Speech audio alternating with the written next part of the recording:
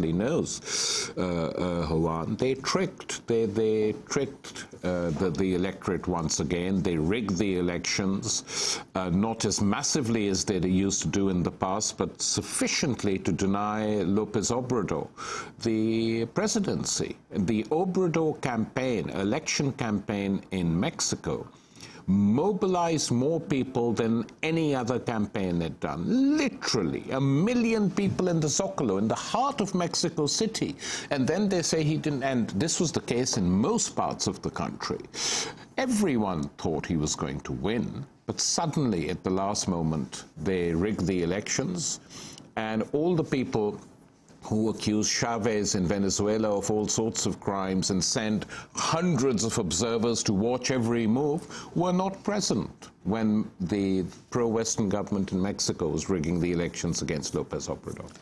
Then, of course, the events in your own homeland, which are perhaps the least covered or remembered of all the major upheavals of 1968.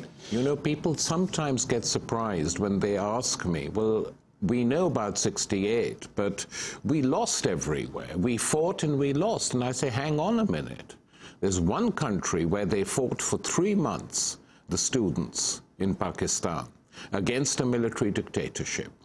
And the struggle began on November the 7th, 1968, went on till March the 10th, 1969.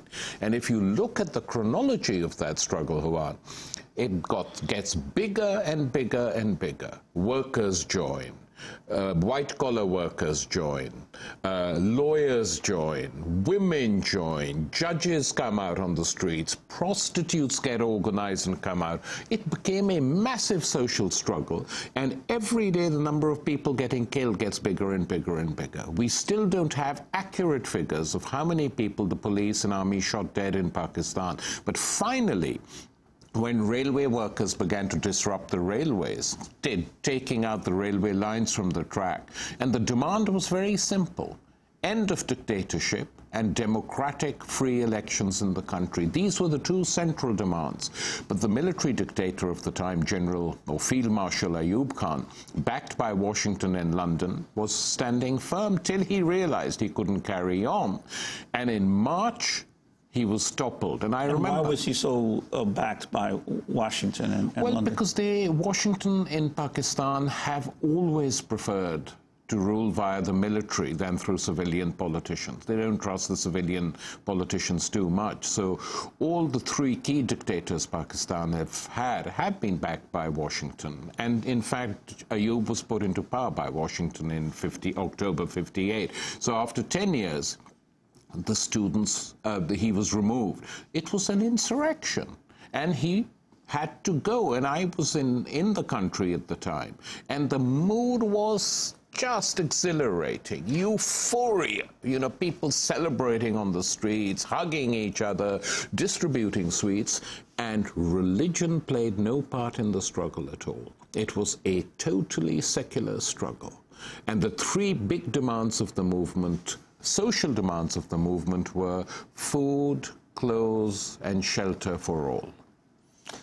You also talk about the enormous development of a feminist movement at that time, which for most people, when you're dealing with the Muslim world, would not even envision that. But in as far back as 68, there was a strong feminist movement there. There was a strong women's organizations in both parts of Pakistan as it was then. And one of the most moving things was when a student was killed in the western part of the country, in the eastern part of the country, which later became Bangladesh, women would just pour out onto the streets, very few with their heads covered, but barefooted, in mourning and in solidarity with what was happening to students in West Pakistan. But the feminist movement, you know, it's often forgotten. Why was it called the Women's Liberation Movement? The word liberation came from Vietnam. The National Liberation Front of Vietnam was fighting for its freedom. We should fight for our freedom. Gay liberation movement, women's liberation movement, black liberation movement were inspired by all those struggles. And I guess of what survives from that in terms of the legacy, the biggest gains were probably made on that front, social and sexual front. Women's rights were one, the right of women to have abortions, the ending of illegalizing abortions, homosexuality, which was totally crushed. People now forget, because so much has changed on that front, that in countries like Britain, in the late 50s and 60s, early 60s, it was illegal to be gay. Illegal. You were arrested if you were found out. I have many friends who were locked up, who now young people can hardly believe that. So the 68 movement was a political, social, and movement for sexual liberation, which shouldn't be forgotten. A lot of the rights being enjoyed by women and gay people today come from that movement. And yet, as you say, religion played no part in that movement, and yet now religion plays such a huge part in the daily life and the political life of Pakistan today. What was the transformation that has occurred? You know, I challenge that, actually. I think what the last general elections in Pakistan, the religious parties were virtually wiped out electorally. It is true that there is much more religiosity in Pakistan, but there is in virtually all parts of the world, including this country. But in terms of the religious parties actually dominating Pakistan, this is not true. Or the notion that Pakistan is on the eve of a jihadi takeover and the jihadi finger on the nuclear trigger. I've just written a long book on Pakistan, which will be published in September, in which I actually challenge all these mythologies and ask why are they being created and what is the function of it. The bulk of the country isn't attracted to either jihadi or religious politics. These are a tiny, tiny minority in Pakistan. The real problems of people in that country are food, clothing, shelter, education, and no political party or the military are interested in solving them. The surprise is, for me, that more people don't move towards religion, but they don't.